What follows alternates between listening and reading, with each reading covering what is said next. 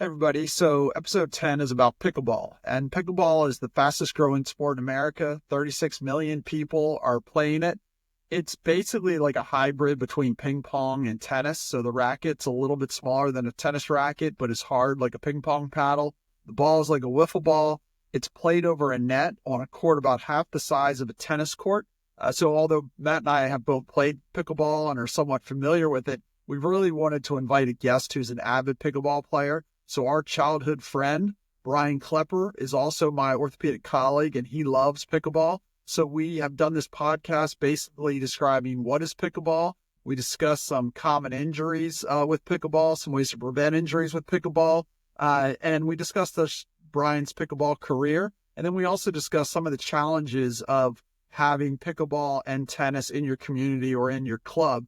It's an interesting podcast. If you want to know more about what pickleball is, or about pickleball injuries or injury prevention, go to my website, therealhousemd.com. And on that website, there's a blog in the blog section about pickleball. There'll be some short videos describing what pickleball is. There'll also be some videos that will show you some stretches and injury prevention techniques. And there'll also be a larger description of some of the injuries that we're seeing in pickleball. But overall, I think being active at all ages, it's a great sport for young people, middle-aged people, and senior citizens. And being active, even with a small injury risk, is way better than the health risk of being inactive. So give the podcast a listen. I think you'll enjoy it. Let's hear your football predictions before you sign off. Mine? I want to hear who you think's going to win tonight, who you think's going to win next week, and then the I following. think the Commanders are going to win, and they're going to beat the Lions. When are we filming this on Thursday or Friday? What day is That's a bold prediction. Are you? What is in that? What is in your pickleball team mug there? Did you have a concussion playing pickleball? I think they're going to beat the Lions. Okay, you're crazy. That game was last night. From your lips to God's ears. For those of you who... All right, so here we are on House Calls, the podcast with Dr. House and Matt Waldron. And today we are interviewing Bryan Klepper, orthopedic surgeon and pickleball pioneer. So, Matt, have you met Bryan before? No, and pronunciation of the last name is Klepper? Klepper. Yeah, exactly. Klepper. Like Klepper. Klepper. Yeah. Dr. Klepper. K-L. If you Google him, Yep. Google him, he was voted the hottest doctor in Glen Burnie back in the 90s, I believe. But his Aunt Megan voted like 100 times in a row. Before. That's right. Yeah. But the weird thing was he voted for himself in the 80s. So he was prepping himself for that. Character. Yes. Yep, that's about right. So Bryan, this is a podcast. This is like kind of modern technology. Are you comfortable with all of this? So, yeah. I mean, where is this going? We're just talking and no one will ever hear this. And it'll be out there. Well, if we cut out relatives of yours and ties, there are about 3 other people. And that's my mom and one of my kids. Am I supposed to be looking down here or should I be trying to look at my camera? It's kind of hard. Look at your camera. Look at me. Yeah. I don't And I can't see you guys to respond. So we'll see. First time on set. So. Oh my God. Don't you know anybody in Hollywood or anything that could kind of help you SAG with this? card? Do I need a union card for this? Everybody take a deep breath. Let's get Bryan to relax. So let's get going. So Bryan, when were you first exposed to pickleball? Are we're going with the assumption your crowd knows what pickleball is. I mean, do we need to Well, give them that's our... Well, Bryan, our crack staff has told me that pickleball is the fastest growing sport in America. It's grown by participation levels of about 200% over the last 3 years. So the 10 people that listen to this, we hope, understand what it is. I was exposed, it's probably been 5 or 6 years, I would guess. It was pre-pandemic. And it's this family that moved into our community. I see them playing out on the tennis court way back in the day. I think that's the first time I ever saw anybody doing it. And I didn't even know what it was, But you play it on a court and it's sort of like mini tennis, badminton, ping pong sort of mashup. And these guys just set up a net on a half of a tennis court, and they were hitting it around. And then it sort of took off from there. I mean, I was not instantly involved, but these guys were contemporaries of my father, and he got into it. His friends got into it, and then that's kind of how I got into it, so I could play with my dad and all the other 75-year-olds. Oh, yeah, that's right up your speed. Did they all wear Rockports, or were you the only one wearing Rockports on the pickleball court at that time? That was only me. They Okay. were all, a lot of, I think, frustrated or formerly injured tennis players sort of were taking it up. I'm not formerly injured, but certainly a frustrated tennis player from my youth. But in all seriousness, that is one of the cool things about pickleball, and you can play with people of all ages, right? Absolutely. Absolutely. It is multi-generational. And, my father and this guy who, I don't know if we're using names or not, Marshall Steele, but they doubled up as partners and won the Maryland Senior Olympics and ended up going to this national event, that kind of thing, in their 70s, Yeah, so, no, it's awesome. and you get guys in our age group who play, and then I can play with my kids, or teenage, even younger teenagers. So when I first started hearing about pickleball, the thing I didn't understand was how your dad, who's a pretty fit and active 70-year-old, and he and Marshall is obviously a great athlete, but I think he's had 2 knee replaced and a back surgery, were having Right. competitive matches with the Ford brothers, who are both now they're in their 60s, but at the time they were mid-50s and both in great shape. It's that weird dynamic where you still have to be athletic. It's not like the Instagram reels or memes where they joke about it, where you lose to the person in the knee brace who's hobbled. That person still has to be athletic. So it's a weird combination where older athletes can do it. You don't have to move quite as much, but you do have to Right. have good hand-eye coordination. Absolutely. Absolutely. I mean, smaller court, less room to cover. And I think that's why people with gimpy knees or gimpy backs can still play. As I said, a lot of them might have been either tennis players or were good athletes doing something else, and they still want to have the competitive stuff and have there's some camaraderie to it and the social part of it, but it's also, it can be competitive. So it's fun. It's great. So when How do the often are younger you people playing? We got snow on the ground right now, and we have outdoor courts, so none in the past month, let's say. But there are indoor venues around here now, and since you guys were down here, there's a new one that opened out by Life Fitness or 24 Fitness, whatever it is. They opened a place with like 10 or 12 courts, I've heard.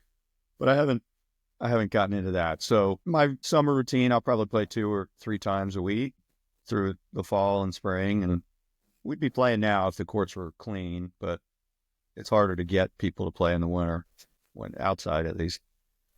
when did you notice it starting to spread? So you started off kind of playing with senior citizens to spend time with your dad. When did you notice like the middle-aged people and even the young people getting into it? Well, it's weird because I've since gone back to kind of look up sort of history of pickleball or whatever. It's not like if you only knew it from my perspective, you would think this thing was just invented like within 10 years. It's from back in the 60s, so I don't know what really happened for the first 50 years of its existence. It didn't really seem to leave the West Coast where it was founded, I guess, or it was sort of underground. I mean, certainly the pandemic sort of made it boom up a little bit, at least in our little neighborhood. People had heard about it through the Steels or my dad or the people who were playing a lot and got into it. And then even during COVID, you could like get a net and throw it in a driveway and just hit around, and Yeah, that's what my family and I did. That's how we got really exposed to it, is during COVID. Got a net, put it in the driveway, chalked up some lines, and try to figure it out. So I think that's that fastest growing deal over the past, 3 years or 4 years. That's post COVID stuff. Now, is that sustainable? I don't know. I don't care necessarily. I'm not right. looking to grow the game nationally, but it's fun to have new people who want to play, and certainly people, to sort of pass along. People taught me how to play, and they were patient when I first got out there and was terrible. So it's fun to have beginners like you out there, man. I mean, tried to encourage you guys to come out, but it hadn't Well, you really weren't that seemed to patient or come up. nice, so It hasn't been the passion that I was expecting from people with your competitive natures. I mean, come on. There's You're also so angry out there. You hit the yeah. ball at me so hard. There's no reason for that. I know. So it does seem that the late 20s, early 30s social group of pickleball is rapidly expanding. I'm kind of thinking Yeah. of that like age where they didn't have it when we were younger, but that age where they were kind of flag football and then they were softball, like co-ed softball. And now that group is all getting into pickleball, and they seem to be kind of skipping tennis. So there seems to be like the senior citizens are tennis players who got a little banged up. They want to keep moving, so they played pickleball. Now you see some people kind of skipping the tennis phase and jumping right into pickleball. Have you noticed that? There is a young contingent that plays here, and yeah, you're right. I mean, they're not, a lot of them were great athletes in their teens, or maybe they played something in college. And I don't know if it's just the nature of our society. You don't need to devote 2 hours to play like a 3-set tennis match either. They might not have as much time, or these other things is a little off the beaten path. But I didn't ever participate in like these social kickball leagues or things when I was in my 20s that I hear about. And I see people in Baltimore who like have these Baltimore social leagues, things like that. I wasn't familiar with any of that growing up, but I think the guys who are now 30, maybe they were doing that in their 20s, and it's just another way to stay social. These guys play co-ed, and they'll, take a couple beers out there and a couple coolers, and they play with their wives or girlfriends or whatever. So it's fun. So the other thing, though, that seems like it's attractive to pick it up is that if like you and me go play two great tennis players, we're probably getting blown out. No Whereas in pickleball, if we take you and your dad, who are exceptional players, and then people like me and Matt, who are just athletic, haven't played a ton of pickleball, but have played racket sports, we could upset you potentially in a game, or at least get 7 points off you or something like that. We could also get pickled, or we could be up 8-0 and still lose. But it's a different, like when you lose, it tends to be a little bit closer. When you hit it out of bounds, the balls aren't going off. They're missing the court by a foot, not going over the fence of a tennis court. Like somehow it seems a little bit more forgiving. Yeah, I think it is. I think that's what part of the appeal to me. I'm a competitive person, or I'm fairly athletic, I would say, as far as kind of a jack of all trades, master of none. But tennis, like, I just can't hit a good serve consistently. And pickleball, that's like the smallest part of the game, because everybody has to sort of serve it underhand. And you can get little wrinkles and maybe get a little advantage with serving, but it doesn't disqualify you. If you're hitting double fault after double fault, it's like, how much fun is this on a tennis court? But in pickle, that's one thing that appealed to me, is just because it's a little more level playing field there. So my co-host is texting me on the side and just said, we would crush him and his dad. They're not that athletic. And do you think that, Matt? Do you have a different co-host? I don't know what you're talking about. This is from you. Are you Matt Waldron? Not right now. I never said that. I'd be the weak link in that pairing, I'm sure. You've never seen two shorter, angrier players in your life. I've tried to lob over them, and all of a sudden they're like 10 feet tall, and I don't understand what's going on. And they jump, and they're like spider monkeys. They're everywhere. Yeah, but it's fun. But it is fun. But Bryan, get back to to pickleball. What kind of injuries are you seeing out there? Like, how do people prevent it? Because it looks fun, it looks easy, but all of a sudden you hear about these people just hopping on and falling or doing something. I don't know if there's any way to get around that. That's just the nature of the sport. But yeah, if you're going to expose yourself, you're opening yourself maybe to injuries. But as with anything, don't go from 0 to 60 miles an hour right away. Warm up, stretch, all those good things. But we see a lot of when I'm not playing pickleball, I'm an orthopedic surgeon. So whoa. I'm an orthopedic surgeon in my day job. So oh my gosh, when I'm not playing pickleball or paddleboarding. Good for you, man. Growing up, I didn't think you were going to be anything. Oh, well. Every now and then, county? Squirrel, blind squirrel and all. Wow. Okay. So we see people, and rewind. We'll cut this out, but am I the only one? Is everyone an orthopedic surgeon? I got to see. Am I one? And I didn't know? You're the only one who's not on this call. Okay. All right. Maybe next time. Is it contagious? I hope so. Well, you see back to the injury stuff, you see the soft tissue things that you tend to see with overuse or with many older people maybe taking up a sport. You pulled hamstrings, pulled Achilles. You see people who ruptured their Achilles. I mean, you can get that with anything. You get that stuff with tennis as well. A lot of upper extremity stuff, shoulder problems, tennis elbow, just because, again, it's repetitive use. Lighter paddle than a tennis racket, but you still, if you play a lot, you can get some of that stuff. Occasionally you see people who fall, break a wrist, break a hip. We know people who've had that happen, but So the upper extremity thing that I have noticed when I play is that in tennis, your shoulder kind of gets warmed up, especially singles. You're serving every other game, doubles, you're serving every fourth game. So when you get that overhead, usually you're pretty warmed up. In pickleball, it's kind of a below the waist or at the waist game. So when you get that over the head once every 3 games, if you really try to muscle it and hit it as hard as you can beat up your shoulder a little bit. But that seems to be something an experienced older player would do that once or twice and then realize it's more about placement. Placement. trying to Yeah. I mean, overpower.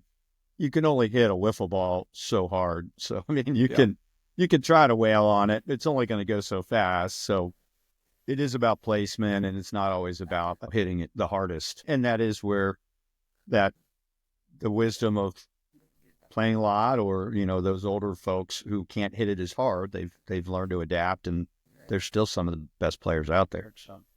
And the other injury for upper extremity is tennis elbow. I think Brian and I would both agree. We see a lot of tennis elbow, but they're mostly not tennis players, because a tennis backhand, you're supposed to have your elbow slightly bent and you keep it straight, kind of like a baseball swing in a way. And pickleball, you're kind of doing this. You're extending your elbow like that. So that would be why pickleball would be more prone to tennis elbow. But if you work on your backhand, you could kind of save yourself from that. I haven't caught the orthopedic surgeon bug yet. I probably will. But what exactly is a tennis elbow? I mean, what does that mean? And how do people get it, and how do you get past it? So it's your forearm muscles are here. They extend your wrist, and this tendon right here gets tendonitis or partial tears. And if we MRI'd your elbow right now, you play sports, you play golf, you play pickle, you play tennis, you probably have some partial tears there that would show up on an MRI, and your elbow doesn't hurt. But if you went and did a bad backhand for an hour, your elbow would get super inflamed. Got it. You can get tennis elbow from a lot of things besides tennis. Like I have it right now in my elbow because I was doing a weightlifting thing. I know I don't look like it, but I just did the wrong maneuver. No, it's great. Yeah. Yeah. I wear a thing. I mean, you see people wearing bands just as a preventative. Some people wear them because they're actually suffering with it currently and they're wearing it for pain. But I usually wear something or wrap my elbow just as a preventative, even if it doesn't hurt. So, but you do that for golf as well, though, don't you, Brian? Not for a lot of stuff. I kind of get paddling elbow from paddle boarding and from using a racket and whatnot. So it's just been, when I do that, it doesn't hurt as much. So then it's just makes it easy. Encourage patients to do the same thing. Matt, let's be honest here. Are you trying to imply that he's soft? Yes, it was. I would come right out and say it. He's like a bright pink little thing he wraps around. I think he has Barbie. That's right. But I'm not judging. All different colors. Exactly. So that's you. While we're talking about injuries, you briefly mentioned back, but your back can get, there's a bunch of people who have to kind of take care of their back to play pickleball, but they love it so much that they start doing a back routine, like doing some physical therapy on their own a couple times a week, waking up and doing their back exercise before they go play pickleball. But that also gets in the concept, have you noticed some older people who are paying more attention to taking care of their body, fitness, that kind of stuff, because they love playing so much? I think so. I mean, whether it's because they're pickleball fans or just sort of the trend now, it seems like people are, they know they're living longer. Health is a much bigger thing. Your podcast is leading the way there as influencers in people's health. And it's like, just the whole society as a whole, not to joke about, you see how alcohol sales are down. People aren't drinking as much. They're just, they know they're going to be around longer and they want to be active longer. So, doing some core strengthening and stuff for their abs or their back to try and improve flexibility and all. We see that people are more into like going to physical therapy and learning what to do so they can then do it themselves. So in our community, when I head to work on my surgery day, I start surgery at 7. So I'm driving out at 6:30. and there's people playing pickleball, and they're all older people. And I'm like, Yeah. first of all, that means Under they're the probably lights. going to bed. They're going to bed early, so they're probably not wanting to be tired. They're getting their sleep. There's probably eating a little healthier. They're probably moving a little bit more. There's research showing it's great for your mind as you get older to play racket sports. I just think that the media has a tendency to sometimes, I think the number was $400 to $600 million of healthcare costs are spent on pickleball injuries. You're like, how much money is saved by people being mobile and taking care of themselves because they love pickleball? Yeah, it definitely, there's pros and cons. It goes both ways, I'm sure. I don't know those numbers, but there's the social part of it too. It can be competitive, but you're not isolated. You're not at home Right. where you're, woe is me. I've got no friends or whatever. It's like you can be out there. And just from what I've seen, the pickleball community seems to be pretty welcoming to a degree. I mean, maybe the top-notch players aren't like inviting all the novices out there to play, but in general, just so you're run-of-the-mill players can be like, yeah, you got a paddle, kind of have it figured out. Come on out and we'll try it. And that's the great thing about it is, it's a low cost to entry, easy to, to find a spot to play. And I think that's what makes it more welcoming, court times and things like that. But it's not, as you said, originally it was in California, but now it's, it's everywhere. You can't, not find a court, but you're right. The court times. State, just to correct you for the mea culpas that'll be coming in, Washington State's where it was founded. So I was talking last summer to Bruce Hook, who is another pickleball pioneer, who's probably, those guys are the pioneers. Let's say he's 20 years older than Bryan, maybe. But Bruce said, is, we were talking about Bryan's injuries. 71. Yeah. We were talking about injuries, and Bruce was basically like, the older people tend to kind of take a lot of time stretching. They kind of take care of themselves, and they will give up a point so they can play the next one. And he said he worries more about the guys our age who are athletic, but we're not 35 anymore. And as we start losing to those old guys, we start sprinting and jumping and hitting harder. And he worries about us tearing our Achilles or rupturing our patellar tendon because we're so competitive. And I was like, oh, that's a good point. Because like when I've played with guys my age, we'll walk up there and be like, all right, let's not warm up. We're not getting any better. Let's just start playing. And probably we should warm up a little bit more and stretch a little bit more. Bruce may just be a competitive advantage where he's getting in your head. Well, it's so you don't feel like you need to try so hard every point next time you play him. Yeah. Yeah. But I would say that, and I think my mom's story is an important story. If you are older... HIPAA violation. Yeah. I have all the paperwork. The waiver signed. But if you are older and you haven't played pickleball, like people our age, stretch, start playing that day, you're going to be fine. You're going to like it. But for older people, if you haven't done anything for 10, 15 years, you should probably put the work in. So my mom's story was basically, she's active, she walks, all that kind of stuff, but she had arthritis in her one knee the reason she had arthritis was she injured it playing tennis in the 70s. So she played tennis until she was probably 60, and then went about 15 years where her knee hurt too much to play tennis, but she still walked, she was still active. The pickleball craze started. She didn't get into it because she wanted to protect her knee.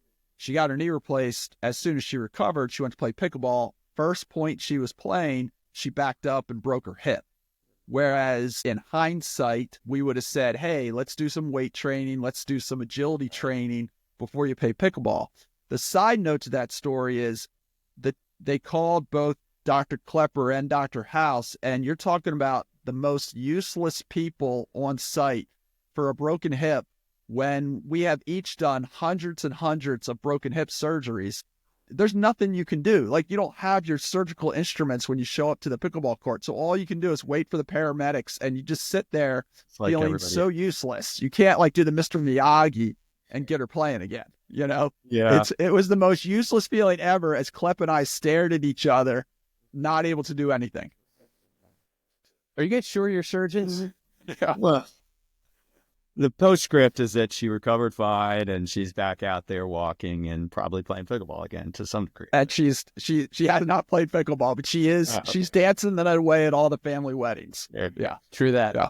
Seen it. So what about the growth of the sport competitively at, say, the high school and the college level? So you're a very competitive player, but it's community based, and we have community tournaments, and I'm sure there's club tournaments and other community tournaments. But how do you see it as a competitive sport, high school, college? And I know now there's some professional. So what have you seen with that? Well, with high school, I'm not sure, to be honest, whether they've gotten into that. College level, they certainly have club teams, and my daughter was played on the team at Duke.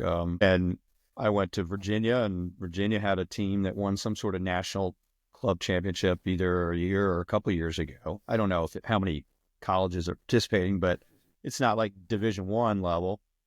But it's gotten competitive in that sense. I don't know how much sponsorship money or things of that nature or NIL is really going into that pickleball team. Professionally, there's a lot going on. I mean, that's like professionally, there's multiple leagues. So it's a little fragmented, I think, and I don't know how it got that way, or it's just always, that's just sort of organically how it happened. But it's like boxing where there's this, the WBA, the WBC, the whatever, like everybody's got their own belt, and pickleball's got the same thing. There's multiple leagues. And with the popularity of the past 5 years, it's definitely blown up with sponsorship and celebrity. There's some celebs who've gotten into a league where like the celeb or bought team owners. Like, and that the one it's LeBron's in one, or like owns one, or Tom Brady had a team. Yeah. Again, our research department just hit me with this little nugget. One of the best all-time professional players is a guy named Ben Johns, right? And he grew up in Laytonsville, and he is a University of Maryland graduate, and he's just a former tennis player that found pickleball. Yeah, and he and his brother are like the number one doubles. He's the number one singles player, yeah. And I think I want to say the PPA. There's the APP and the PPA are the two like main professional leagues, and he's been the number one singles guy, and he gets a lot of these triple crowns. They play a tournament at wherever, Orange County, California, or whatever. They'll play a tournament, and they'll have a men's division, a mixed, doubles. He gets all these triple crowns because he wins the men's and he wins the mixed with his female partner, and he wins the doubles with his brother. But I think he and his brother just at the end of the season have just broken up or decided to go different directions as a doubles team. So he's got a new doubles partner this year. Interested in that. I don't know what that guy's name is, but. So somebody did send me a clip. I think Calvert Hall College, which is a high school in Baltimore, has a pickleball team. Do the other schools, Matt, have you heard of in Baltimore having I haven't heard teams? of it yet, but it's Calvert Hall, so no one really cares what they do. Yeah. So Matt went to Loyola, which is, I guess, their rival, and he's always been jealous they're called a college versus Loyola High School. High school. Yeah. Loyola it makes sense, I guess. Yeah. So the one thing I wonder about at the college level, I just read a book called The Revenge of the Tipping Point by Malcolm Gladwell. Have you read that book, Matt? Yes, I just started. They have a great chapter on the Harvard women's rugby team, and it really gets into the fact that some of these schools have tons of sports programs. Like Harvard has way more sports programs than, say, Michigan or Ohio State or University of Texas, who are known to be sports schools. These other schools that are more known for their academics have way more teams. It seems like pickleball would be a sport that they would be looking into picking up. So the chapter was very much about rowing and sailing being used as like club sports. Teams, you mean? No. So like Division sailing I and rowing are huge Division I school sports at these schools. It allows you to manipulate your student body a little bit more. I don't want to get into the details of the history. It's a fascinating chapter of why that's been done. But my thought was that pickleball is a growing sport. So we are in an area where people love lacrosse, and they are often saying, when is lacrosse going to expand to these other schools? And it's kind of like, wow, pickleball is coming on fast. Like pickleball might pass lacrosse, like these clubs. It's another sport that schools can add to attract more people. Yeah, and again, it's lacrosse. You need, 20 people. Pickleball, you don't need that many. You don't need as much room, right? Because you already got tennis courts probably, and you can take a couple of those. But it's all the racket Title and the IX ball and things like that. Yeah. So it's the racket and the ball. Where it's going to go. Yeah. And it interests me because like Boston College that won the national championship in women's lacrosse, they don't have a men's team. Arkansas was earlier in the year, I don't know if they still are, is the number one women's soccer team. They don't have a men's soccer team.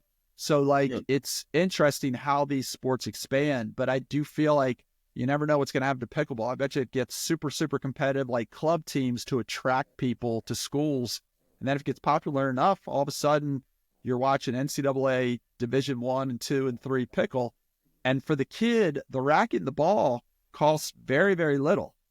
You just need to have a court. And as those courts get built up. But what do you have any thoughts about using tennis courts for pickleball? My experience is what we've seen in our community where we have some tennis courts, and that is where pickleball people first started plopping their net down, and it wasn't always well received. I mean, this is going back a few years. I think the pickleballers and tennis people have mostly buried the hatchet, but yeah, there's a land grab. The other thing is you got to deal with the neighbors because it's way noisier than noisier than you think. I mean, yep. Yeah, I'll admit it carries. Definitely. And then but those are real issues, and I call it our community civil war. I mean, fortunately, our community had its own Lincoln, and to solve that civil war, and it was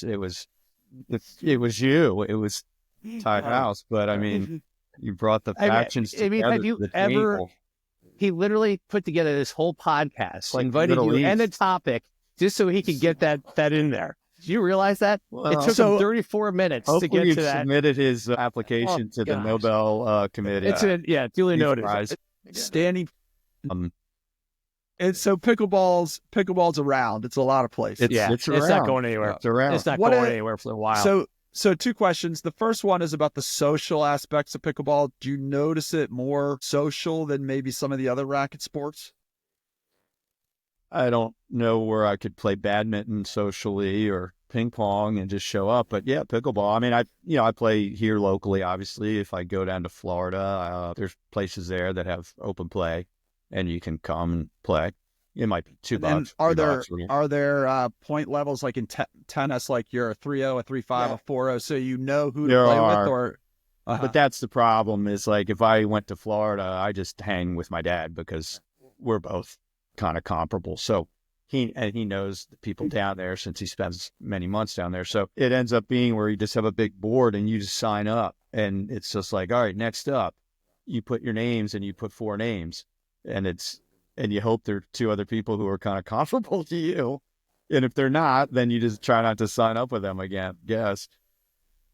So, Matt, you won't know about this, but Bryan and I both wrestled in high school, and I'm imagining, like, when you're weighing in and you're like, oh, God, I hope I don't have to wrestle that guy because he's a beast. Right. I'm imagining these guys in Florida being like, oh, no, it's the Kleppers. They're going to kill us. I don't want to play the Kleppers. Yeah, and then the rumors start spreading.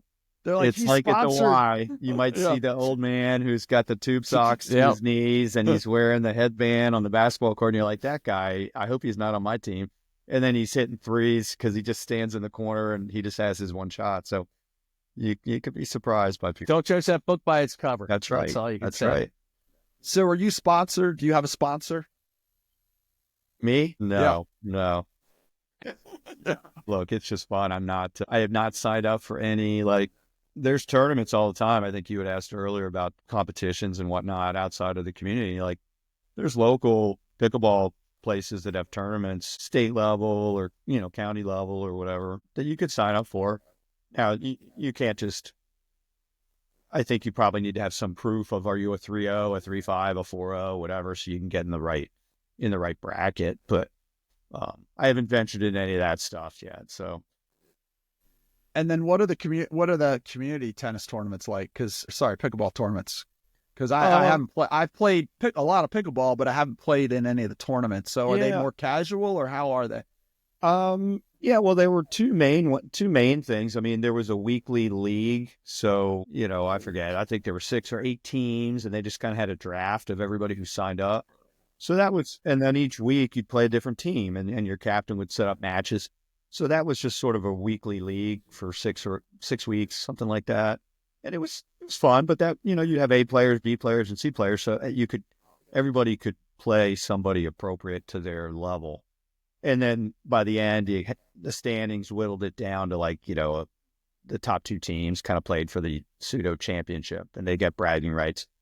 But then on the more competitive side was just sort of the individuals, where there was a men's doubles and a women's doubles, no singles, no mixed, but there were, so again, you signed up and just, there was mostly just maybe just an A and a B bracket, I think. So pretty competitive. And we had some good players. And definitely popular. So a lot of people. So That's the great. one thing I want to touch on, because all of our kids are either late teens or young adults, but little kids seem to pick it up pretty quickly. Like when we were promoting it in our community, it was a thing that 3 generations can play. You can play it with your grandparents, can play with your grandkids. We're not in that situation, but have you found that to be true? We have a camp program.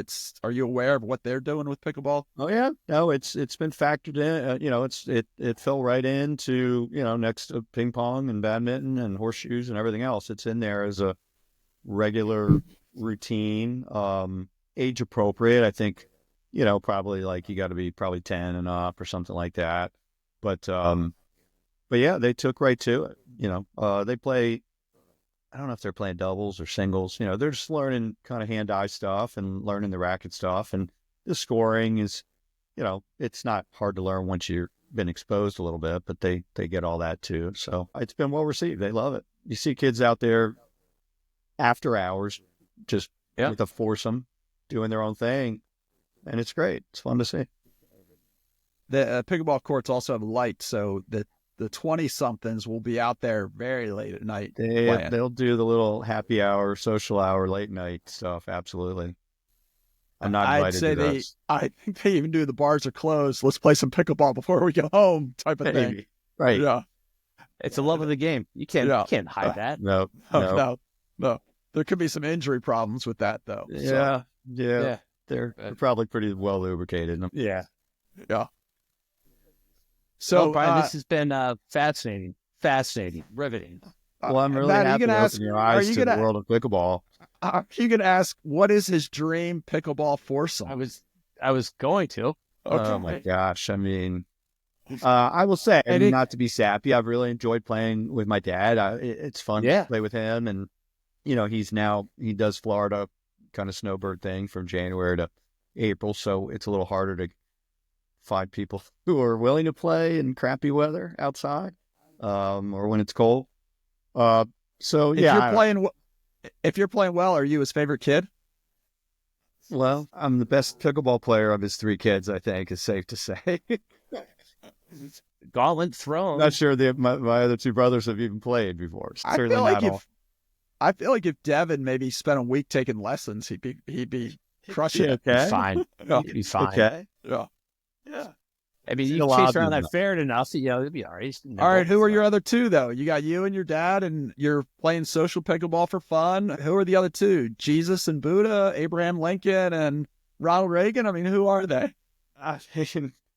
Reagan's? I don't really have any grand Reagan's aspirations for tackling like these pros and playing the Johns brothers or whatever, but, there are a lot of people who are...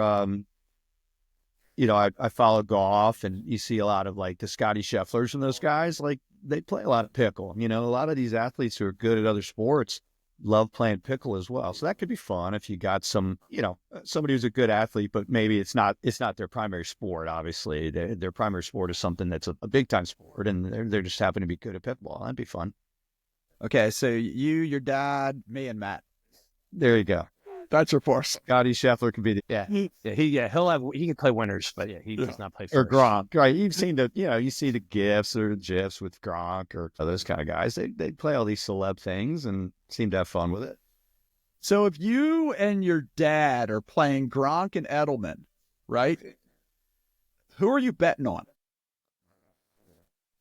I mean, I'm thinking Klepper's good, but again, tough to lob Gronk probably, but I don't know. As you said, like anybody can beat anybody.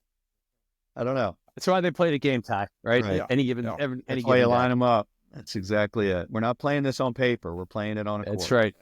But Matt, this guest is too humble. I would like some trash talking where he starts saying, I would dominate, I would crush everybody. Oh, I said it for him. He could Okay. crush them. That's Okay. it. He could crush Okay. them. Exactly. Not They would really. jump all around, spike it, and all sorts of stuff, and it would not be fun. There'd be a lot of anger. It'd be fun to watch. That's my usual. That's right. Yeah. That's right. Well, what else you So got? what's your next He's got a lineup of questions. Oh, I do? Yes. Yeah.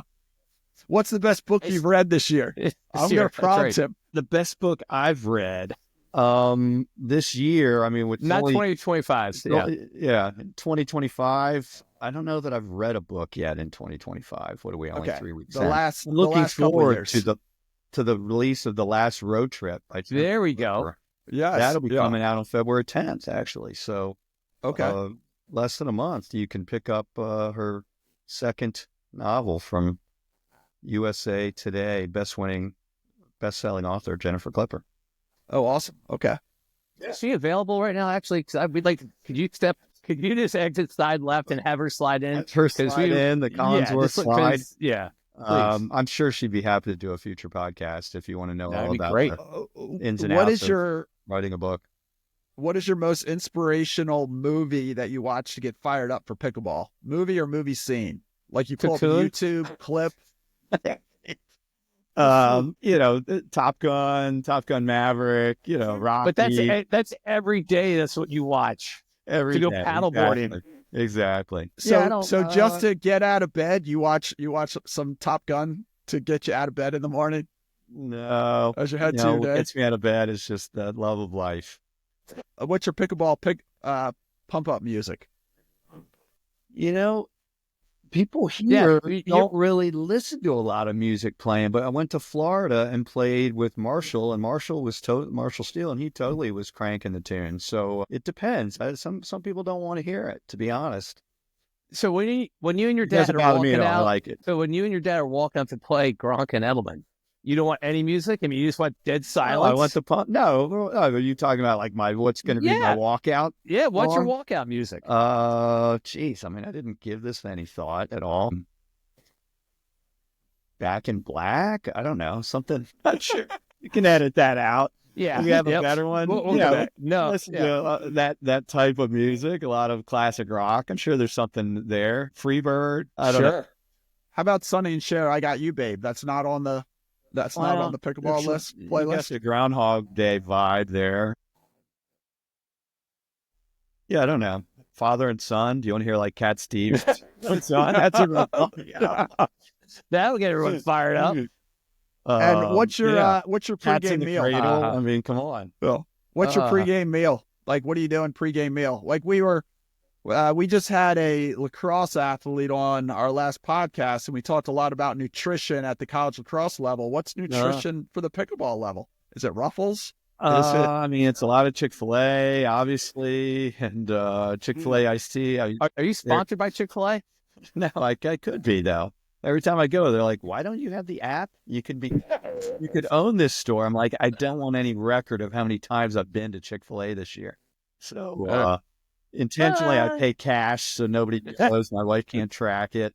Your digital footprint. Find out I'm there every day for lunch. So let's back up on the Chick-fil-A thing though, because I have observed Dr. Klepper for a while, and obviously you're super fit, yet you eat Chick-fil-A every lunch. So I'm imagining you have very healthy breakfast, probably don't eat breakfast at all, have a very healthy dinner. Breakfast. You probably don't snack a lot, and literally you paddleboard and you bike and you walk. And I'm convinced you do push-ups in secret somewhere, and you just don't tell people about that. But you're way active besides pickleball, right? Yes. I am. And that's why you can tolerate the Chick-fil-A. If somebody normal like me and Matt had Normal Chick-fil-A person every should day, not there'd be a have my problem. diet. No. Yes. Without my activity level, I'll put it to you that way. I'm fortunate to have good genes. I can always thank my parents for that. I mean, at some point, it's kind of sad, maybe in some twisted manner, but my wife got me an Apple Watch years ago, and I had no interest in one. And then you get into the rings and the gamification of it, and it's like, how many calories have I burned? And then I just got somewhat addicted to that, I guess, as we've had with your prior addiction podcasts. It can be anything. And that is part of it, was staying active. I mean, I feel better if I'm active. If I'm not active, I'm already a grump as it is. If I'm less active, I'm even grumpier. So while I can let's still back do up. it, I'll do it. Is your addiction Chick-fil-A or activities? Being Well, I active. can quit Chick-fil-A. I mean, Can you? I quit it for Lent every year. I give it up for Lent, and if it's a weekend, I'm not like leaving my house to go to Chick-fil-A. It's just near my house.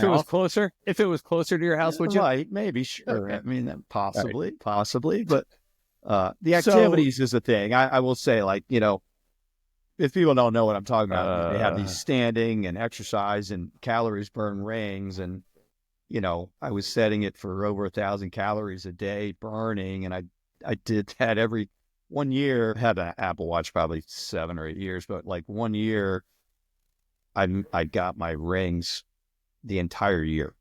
And that's like, I'm traveling, I'm getting my rings. I'm on a road trip where I got to drive 8 hours. I'm still getting my standing rings because I'm stopping to like walk hour, or I'm staying up late, or I'm getting up early. Like it is healthy, but maybe it's not mentally healthy all the time. Since my kids went to college and all, that's been a few years now. I did chill out where I wasn't like having to get my rings every single day, but I still probably get them, 90% of the time. So I would imagine your job as an orthopedic surgeon can get pretty stressful at times. Plus, I believe you manage the group you're in. And so you're managing some of the knuckleheads that are there. That could probably be pretty stressful. Is your activity, especially pickleball, helping with stress management? Kind of like, do you ever notice that you're like, I got to play pickleball today? Dr. House is driving me crazy. Well, got to be active. I mean, you can't always force them to play pickleball, but that is why I walk or paddleboard or things I can do by myself if I can't get somebody to team up with. But yeah, it's for whether it's for stress or whether it's just for sort of mental health. I mean, it's probably coming out on the watch the same way. I'm not like every day, oh my God, I'm so stressed about my job, for instance. But yeah, you get some stuff that doesn't go the way you hoped, or tricky patient, or a situation where something's not going right, and you're like, man, it is nice to have an outlet in some manner that's non-work related. But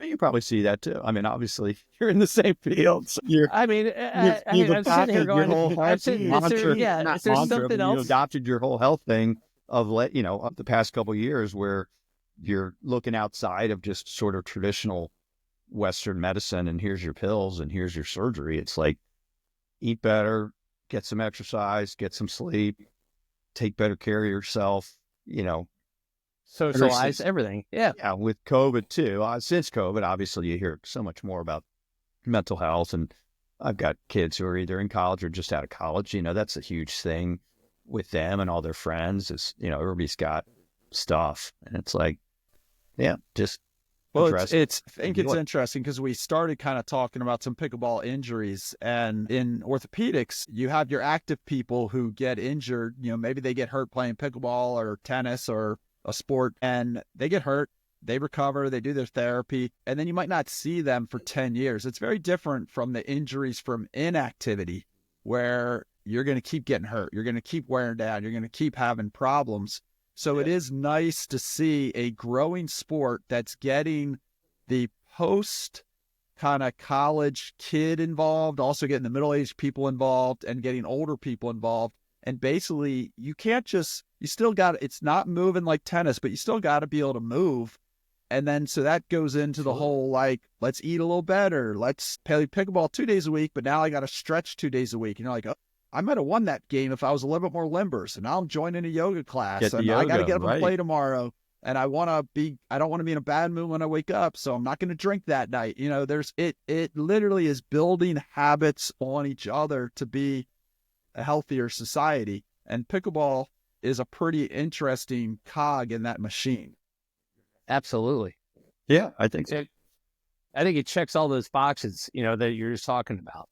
Pickleball, it's social, it's active, it's everything that you said. So it's a good addition to a healthier lifestyle. So we should also in the off season? No, that's for losers. And we should mention, we forgot to mention that Bryan's a very good golfer and has won Very good. some club championships before.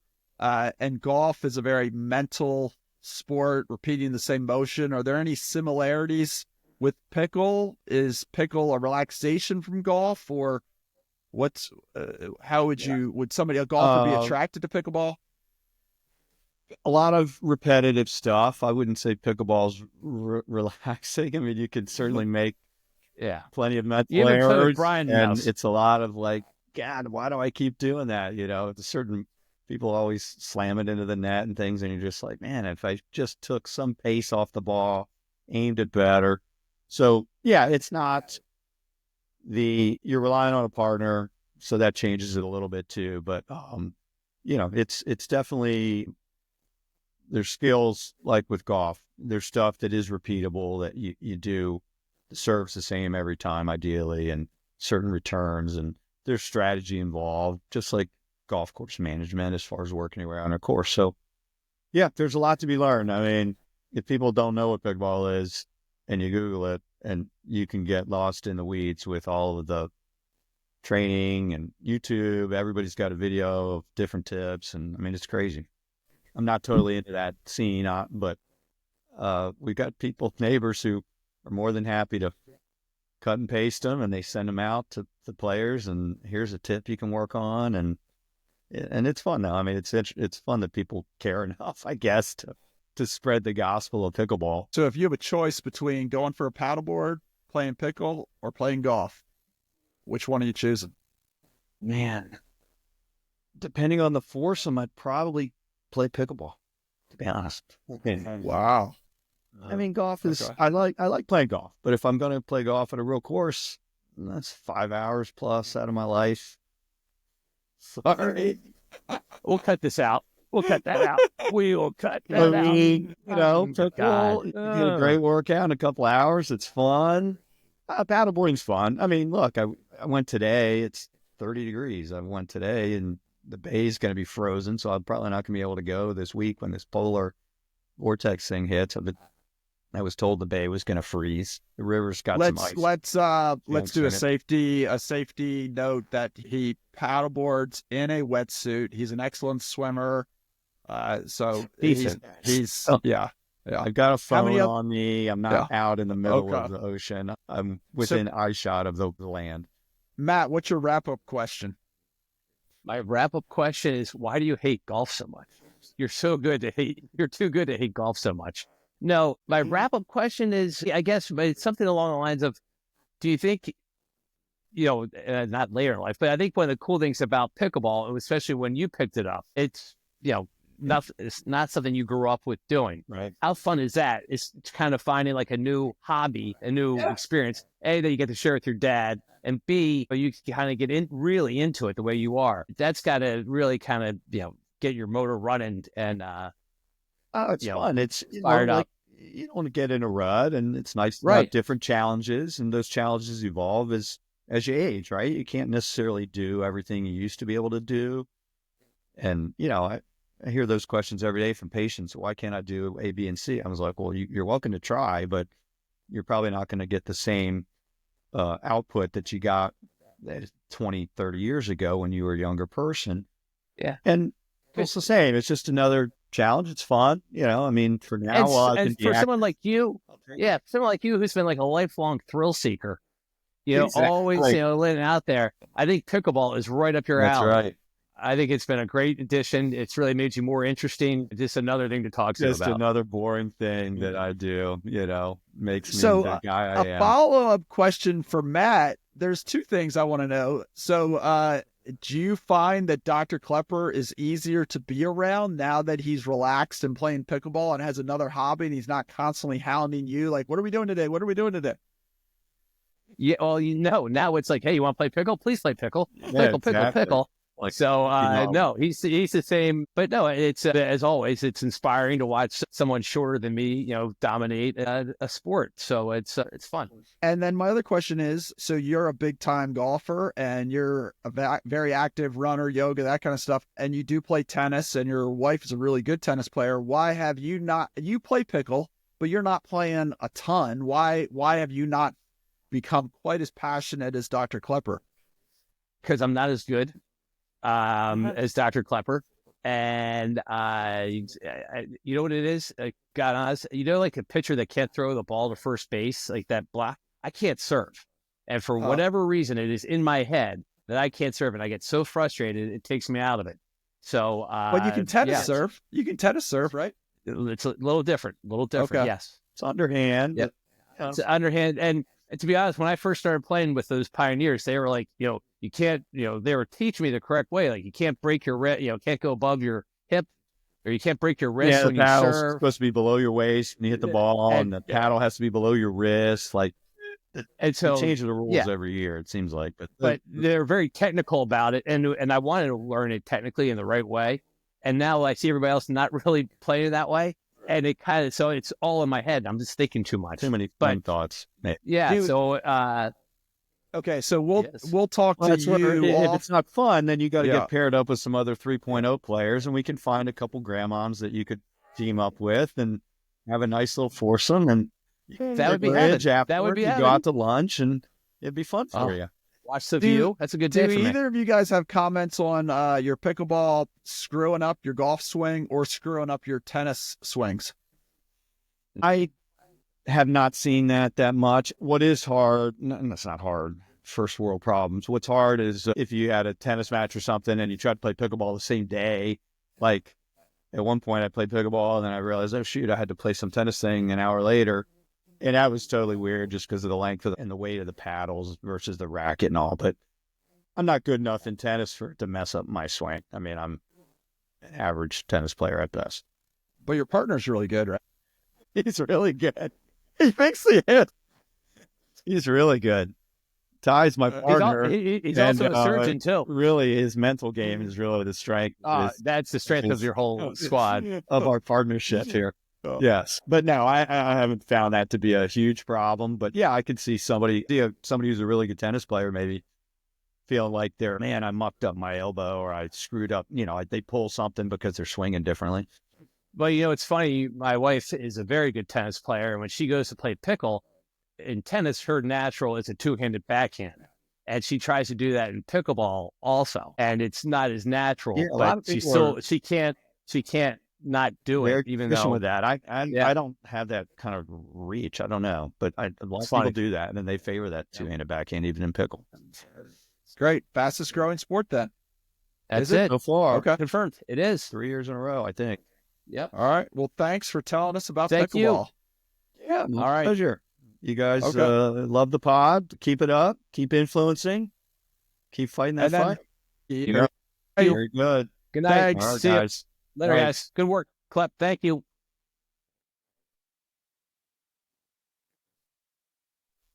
How you doing?